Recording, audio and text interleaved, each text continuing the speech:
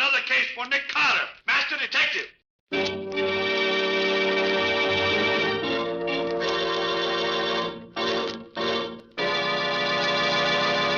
Yes, it's another case for that most famous of all manhunters, the detective whose ability at solving crime is unequaled in the history of detective fiction. Nick Carter, Master Detective. Tonight's curious adventure... Missing Harold Ascort. For Nick Carter and the great kidnapping mystery.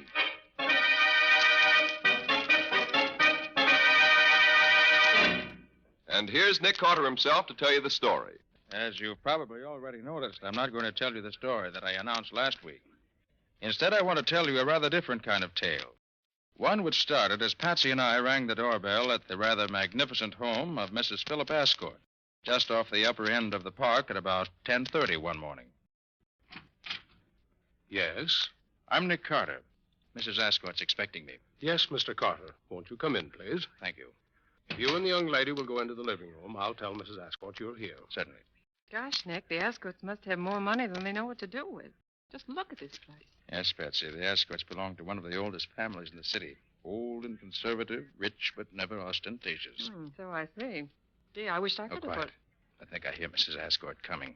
Oh, Mr. Carter, I want to thank you for coming so very promptly. I know how busy you are, but I really am in trouble, desperate trouble, and I don't know who else to turn to but you. Why, Mrs. Ascort, I'll be very happy to help you if I can. This is my assistant, Patsy Bowen. How do you do? You do? Now, what's wrong? It's my son, Harold, Mr. Carter. He's been kidnapped. I found this note inside my newspaper this morning. Well, what does it say, Nick? It says we've got your son. If you want him back, don't call the cops. We'll tell you what to do later. There's no signature. Can you tell anything by that letter, Mr. Carter? Of course, the handwriting is obviously disguised. Half printing and half writing. Paper is good bond paper. There's a watermark that looks like a dragon's tail. The top of the sheet of paper's been cut off. A pair of scissors, apparently, as the cut isn't quite even. Why do you suppose they did that? Well, there was probably a letterhead on it, and the writer didn't want the paper traced, of course. But they didn't cut quite all of the printing off. Can't read what's left, but later on it may help to identify it. It looks like hotel stationery, doesn't it, Nick? Yes, Patsy, that's what I was thinking. I'll have Scubby make a round of the hotels and see if he can find the one it came from. Oh, Mr. Carter, do you think you can find my boy? Well, I certainly hope so, Mrs. Ascort. And I'll do my best. But in the meantime, just sit tight and wait until you hear from me again. Or until the kidnap gang makes its next move.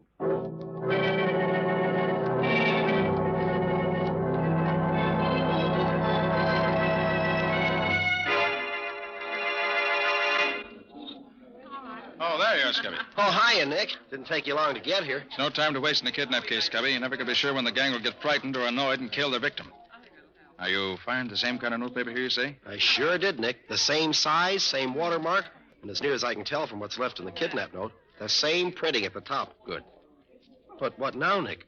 How does knowing that the paper came from here help you any? If the paper came from here, it's quite possible that whoever wrote the kidnap note was staying here in the hotel at the time. Yeah. And if he was, the hotel register may give us a further clue. Oh, but the handwriting on the note was disguised, Nick. Well, quite so, Scubby.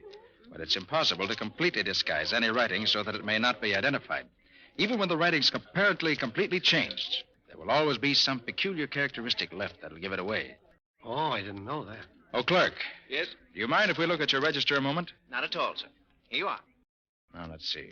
Young Ascort disappeared on Tuesday afternoon, and it's possible that the signature we want might be under Sunday or Monday's date. Well, do you know what to look for? Yes or no, Scubby? I've memorized the looks of the writing in the kidnap note, and I expect to recognize any similar peculiarities in the signature here. No, nothing here under Sunday's date. No? Let's try Monday. Okay, right over here. And Baker. And... Here. Look at this one. James Scannett. I never heard of him. Of course you haven't. Neither have I. But look at that S. Yeah? And the J. Uh-huh. Note how oddly they're made? This signature, like the kidnap note, is half written and half printed, too. Evidently the work of a man who learned to write late in life, and a man who never writes easily. Oh, I see what you mean, Nick. No question, Scubby. This is our man. Clerk, Yes, sir. is this James Scannett in the hotel? James Scannett? No, sir. He checked out this morning. I was afraid of that. You recall what he looked like? Oh, medium height, sandy-haired, little mustache. He had a crooked little finger on his right hand. I remember him because he asked a lot of questions last night. Thanks, Bert. Well, do you know him, Nick? Why, yes, Scubby. But I sent that man up the river 3 years ago for a 5-year stretch. Oh. Well, maybe he's out. Maybe. I know a man who can tell me. I'll give him a ring and see. Come on. Well, whom did the description fit, Nick? Sounds like Jack Vincent, Scubby. Yeah? Forger and a con man. An old-timer at the business. I can't see for the world how... Oh, pardon me for a minute. Oh, sure, Nick. I'll wait here.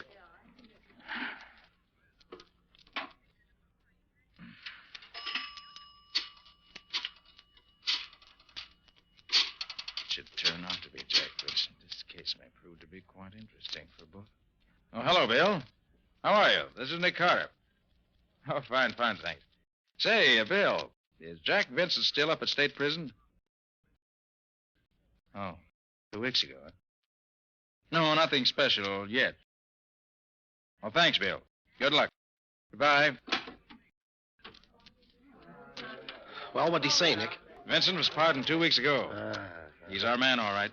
You know, it's a funny thing, Nick, but while you were in there phoning, a couple of men went by me, and I heard one of them say to the other, I saw Vincent Grady's bar last night. Now, maybe that's where he hangs out. You say you just heard that now, Scubby? Yeah, just now. That's queer. Well, how do you mean, Nick? Scubby, things are going a bit too easily. A notepaper that can be traced, the name in the register, the description, and now the conversation you say you overheard. You mean you think it's some kind of a frame-up? Might be, Scubby. Might be. Well, gee, if it is, Nick, you If better it is, take... I'm going ahead just as I was before. Just be a little bit more careful, that's all. Well, if they want me to go to Grady's bar, that's where I'm going. See you at the office later, Scubby.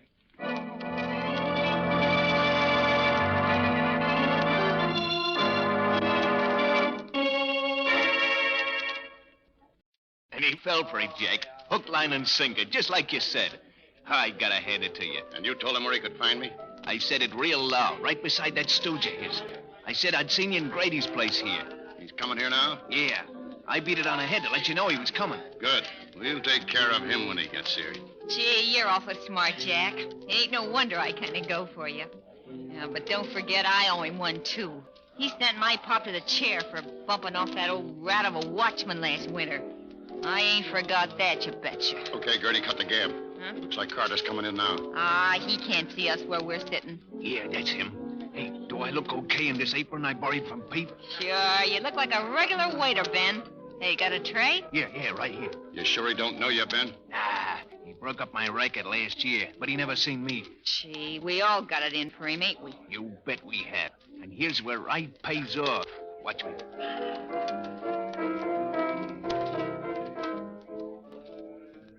Oh, waiter, Yes, sir. bring me a large ginger ale and Coke, will you? Coming right up. Well, Nick, lots of familiar faces here, but nobody I really know. I wonder if Vincent might have moved out of town after he had the snatch. Ain't that conversation Scubby overheard if he did overhear? It sounds to me like... Here you are, sir. Oh, thanks. Here, give the change. Thank you, sir. Well, at least this ginger ale's cold. Doesn't taste that bad. Well, it's an odd flavor to it, though. Must be a new brand of Cokes they mix with it. Can't say that I enjoy it. Why, it's queer. It isn't hot enough in here to make me dizzy like this. It seemed to be... Nick, you fool. You've been doped. You've been...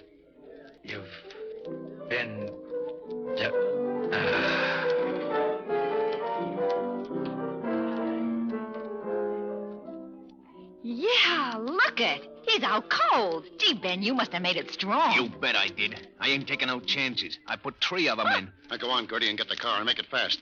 I don't want none of Carter's friends to come looking for him before we can get him out of here. Okay. This is the day I've been waiting for 3 years.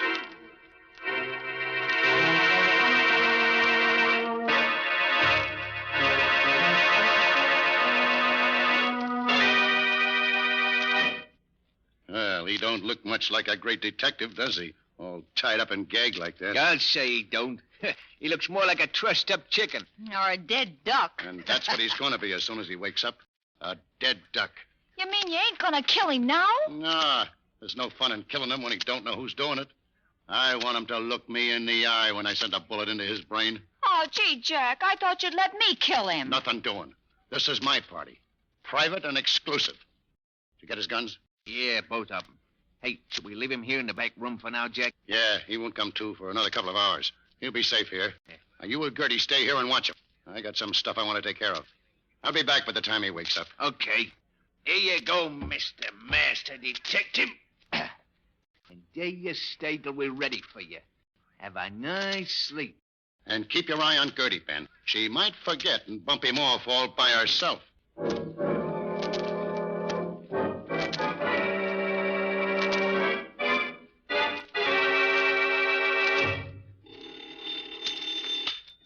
Nicholas Carter's office. Well, this is Mrs. Ascort speaking. Is Mr. Carter there? Why, no, he isn't. Has something else come up? Yes. Yes, I've got another note from the kidnappers. They want $100,000 immediately. Good heavens, $100,000. Oh, what shall I do? Mr. Carter said to do nothing until I heard from him. Oh, I've no idea where he is. He should have been back here long ago. You better just do nothing, as he said, until we hear from him. He's bound to call me pretty soon. Unless something's happened to him.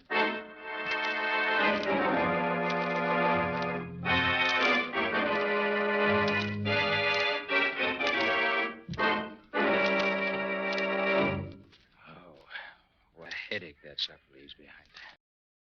Well, it serves me right for being such an idiot. I knew what I was walking into, and I walked right into it. Gosh, but it's dark in here. Wish I could... Wait a minute. What's that? Nick Carter, you sent my pop to the chair, did you? You'll never send nobody else there. Because you ain't gonna live no longer. I'm gonna fix you right now. I'm gonna... What the... Sorry to have to be so rough with you, lady. But it's my life or yours. You're only stunned. Now, if I can reach that knife she dropped before she gets her senses back, I can cut these ropes and get free. Just a little more. If I could only see behind my back. Oh, where is that knife? I want to be able to reach it now. Just... Now to cut this rope in my wrist. And a little bit more. There, that's got it. Now for the leg ropes. Oh. Quiet, you. You try to call for help, I'll be forced to kill you. You... How did you... I heard you coming in, so I sat up, stuck my legs out, and tripped you. You dropped your knife. I knocked your head on the floor, and I stunned you. Then I found the knife, cut my ropes. Now I'm getting out of here. Oh, no, you can't. Jack will kill me. He'll murder me. Should have thought of that before. Now, don't try anything. Your friends overlooked this little pistol I carry in my shoulder holster. It's very small, but effective, I assure you. What are you going to do? Why'd you dope and bring me here? To kill me? Well, Jack and Ben were scared you'd try to break up their plans for the kidnap Yes, job. I knew it. Now, listen carefully. Who else is in this house now? Only Ben. He's in the next room. Good. Now, when I tell you to, call Ben. Tell him you're afraid I'm waking up. Ask him to come in here, but don't you warn him. You want me to ask him to come in here? Yes, but no funny business. Now call him. All right. Ben? Ben? What do you want? I think Nick Carter's waking up. You better come have a look at him. So quick? Yeah. Okay, don't touch him. You wait till Jack gets back and then... Up with your hands! I warned you. Now stand aside. I'm leaving here, and don't try to stop me. I'll be seeing you both later, under different circumstances. How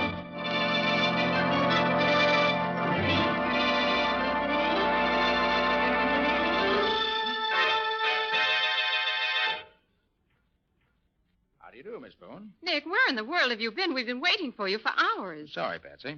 Anything special been going on? Anything special? I should say so. Mrs. Ascort has called 5 times. She got a note from the kidnappers telling her it would cost her $100,000 to get her son back.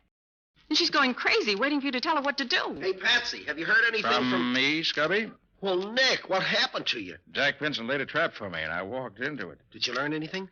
No, Scubby, I didn't. Except that it all has to do with the kidnap case we're working on. Well, did you have any trouble, Nick? Well, depends on what you call trouble, Scubby. More of that later. Now, what about Mrs. Ascot? Well, she wants you to call her as soon as you come in. I'll get her for you. All right, Patsy. We got to move fast. Maybe too late even now. My being there and getting away doesn't help any. Mrs. Ascort, just a minute, please. Here she is, Nick. All right. Hello, Mrs. Ascort. Sorry I've been held up where you couldn't get hold of me. What's up?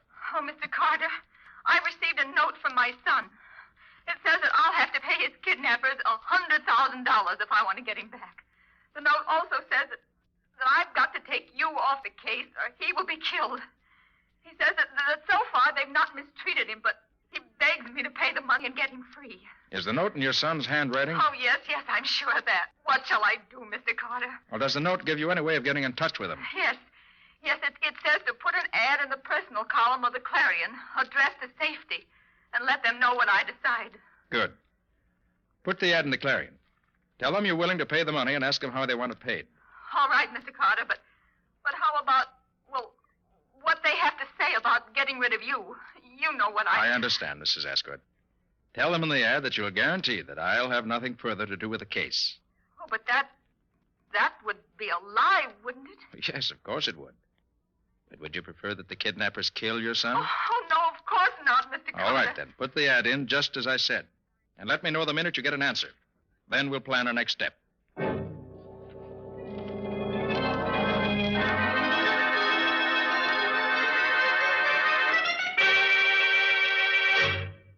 Oh, Mr. Carter, I'm so glad you come. An answer to the ad that I put in the paper just came in the morning mail. Here it is. Thank you. On Route 77B, 5 2/10 miles north of Route 31, is a large single oak tree right beside the road. It's the only tree around. Make up a bundle of 10, 20, and $50 bills, $100,000 in all. Throw the bundle out at the foot of the tree this afternoon at 5 o'clock sharp. Drive by at not less than 25 miles an hour, and do not stop. Your son will be sent back to you tomorrow morning. He'll be alive if you follow directions. He'll be dead if you don't. Gosh. Mm-hmm. Patsy, where's that map I asked you to bring along? Here it is, Nick. Well, I still don't know how you could tell what section of the state we're going to need a map of. Well, Patsy, when I went back to the gang's hideout yesterday afternoon, it was deserted. The only things I could find that interested me were a rough draft of the original kidnap note made in the back of an envelope addressed to Jack Vincent. Mm-hmm. And also a timetable showing trains running to a certain part of the state. Well, what part was that, Nick? The part I asked you to bring the map of. Very simple. Very simple. To you. Well, where is it? Here. Now, let's see. Route 77B is here. Route 316 crosses it right here. Mm-hmm. It's about 45 miles out of the city, in a very thinly settled section. What shall we do about it, Mr. Carter? We'll do just exactly as the note says. Have your bankers make up the bundle of $100,000 in 10s, 20s, and 50s. Yes. Take Patsy with you, and have your chauffeur drive you up to the spot designated in this note. Throw the bundle out, and then leave the rest to me.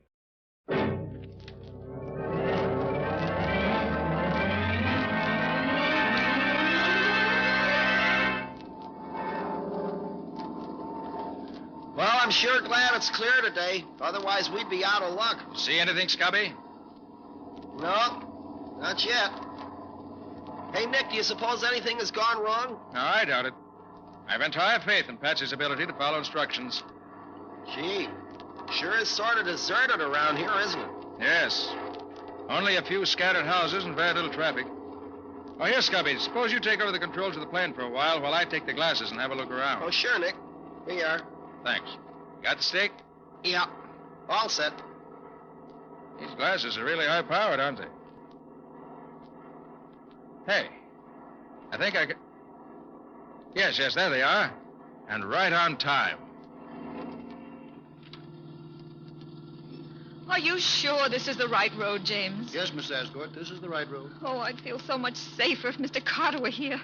Why, if any little thing were to go wrong, it might mean my boy's life. That's why I'm here, Mrs. Ascort. Just to see that nothing does go wrong. The place you want is about a half a mile ahead, Mrs. Ascort. Oh, dear, so soon? Oh, I'm all of a jitter, Miss Bow, and you'll have to throw the package out. I just can't do it. Now, don't you worry, Mrs. Ascort. I'll take care of everything. Slow down just a little, will you please, James? Yes, miss. I wish I knew how Nick is planning to get the money back. The gang could go anywhere from here, and we'd never know where it was. Oh, I hope Mr. Carter won't do anything to interfere with my getting my boy back. He's worth all the money I have. You can trust Nick to do the right thing.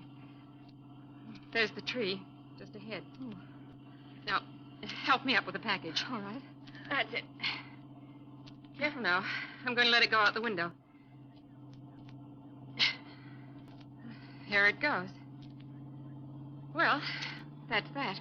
Oh, you're wonderful, Miss Bowen. Did you see anybody? No, nobody. Not a soul around here anywhere. I still can't see anybody.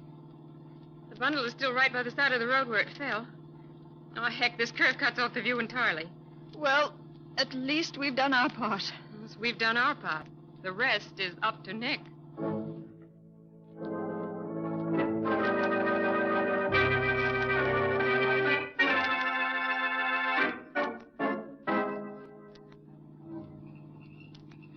Yep, those are Nick's orders, Sheriff. Drive as close to the house as you can and then park your car in the bushes just off the road. Okay. Where's Carter now? Oh, well, he went on ahead to get the layout of the place. Wants to get his plan set by the time we get there. I don't understand how you know them fellas are hiding out there. You say neither you nor Carter's ever been near the house. Well, I'll tell you, Sheriff. It's really very simple. When Mrs. Ascort dropped the bundle of money out of her car this afternoon, Nick and I were overhead in Nick's plane watching everything through his extra high-powered field glasses. Huh, well. Yeah. We saw the crooks come and pick up the money, and then we watched them beat it back to the farmhouse. They took every back road and cow path they could find to keep from being followed, but we could see them, no matter where they went. Yeah, Well, all the what do you time know? the one man that they were really afraid of was up there over their heads watching them. Hey, that's quite a stunt. I've heard tell this Nick Carter's quite a feller. And darned if I don't believe it now. Well, darned if you don't, had better. Well, we better stop here, huh? Don't dare go no closer to the house with the car. I'll just run her off into the bushes here, huh?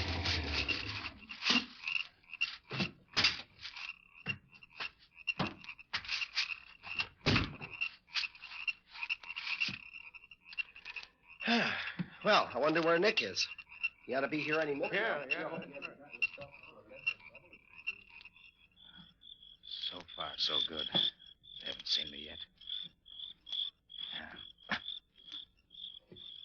Yeah, this is the window where the boy should be, if I'm right. Too dark to see what's inside the room. I'll have to take a chance and climb through the window and see for myself.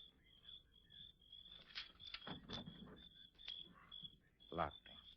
Well, I ought to be able to slip the latch on an old window like this. This knife will do it, I think. There. Hope my luck holds a little while longer. I guess it's safe to use my flashlight here. Yeah, there he is. Oh, Harold. Harold. Oh, Quiet. Not a sound. Keep absolutely quiet. You all right? yeah. Caught a pretty bad cold yesterday, though. But who are you? You're not one of the No, kidnappers. I'm not one of the gang. I'm Nick Carter. Nick Carter. Yes. Gee, I've heard of you. You're gonna save me, huh? That's just what I'm going to do. I'll get these ropes off your arms and legs first. There we are. Feel better? Gosh, yes. Now see if you can stand up.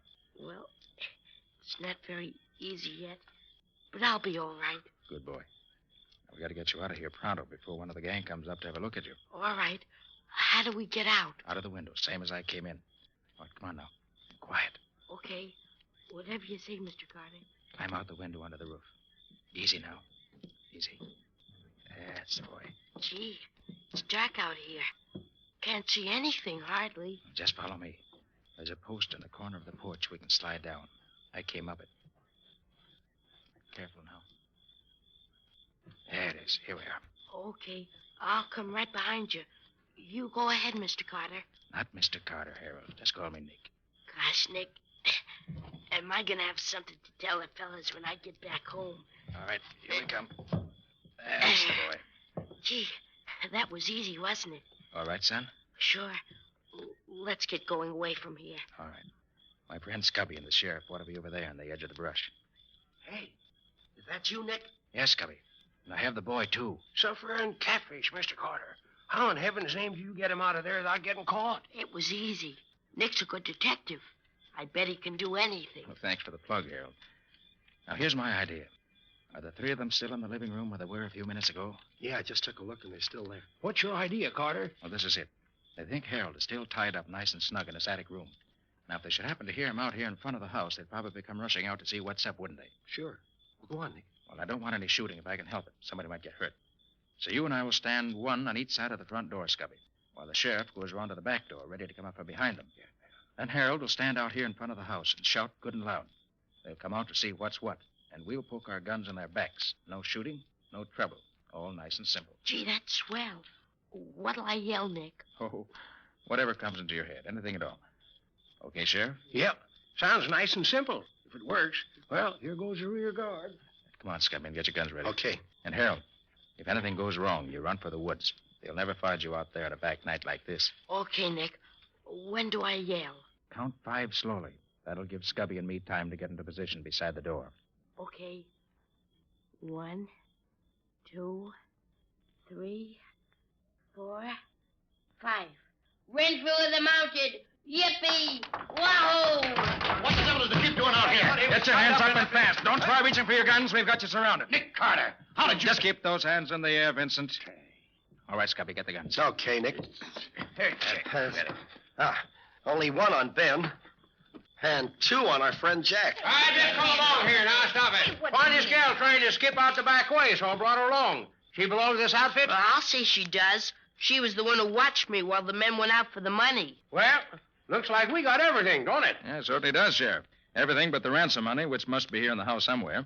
Nick, can I hold a gun on one of them? Why, sure, son. Here, take Jack's gun and keep it pointed right at him all the time. Hey, Carter, don't let that kid have that gun. He don't know nothing about guns. It might go off and somebody'd get hurt. You're quite right, Vincent. But would it interest you to know that I wouldn't care if it did? As far as I'm concerned, kidnappers are pretty filthy things, the lowest of the low.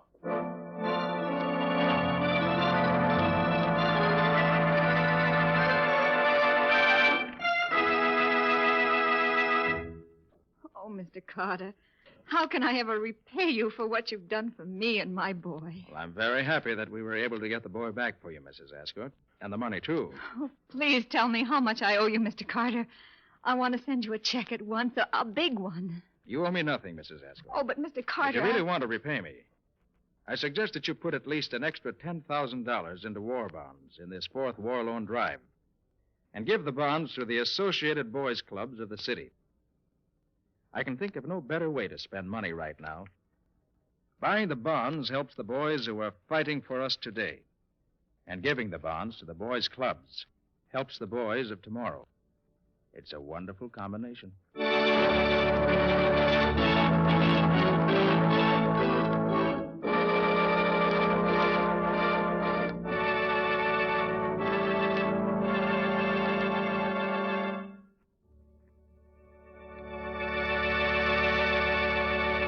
This has been another of the strange adventures of Nick Carter, Master Detective, which are brought to you regularly at the same time by WOR Mutual. In the strange adventure you have just heard, Nick Carter was impersonated by Lon Clark, Patsy by Helen Choate, Scubby by John Kane. Original music was played by Lou White. The entire production was written and directed by Jock McGregor.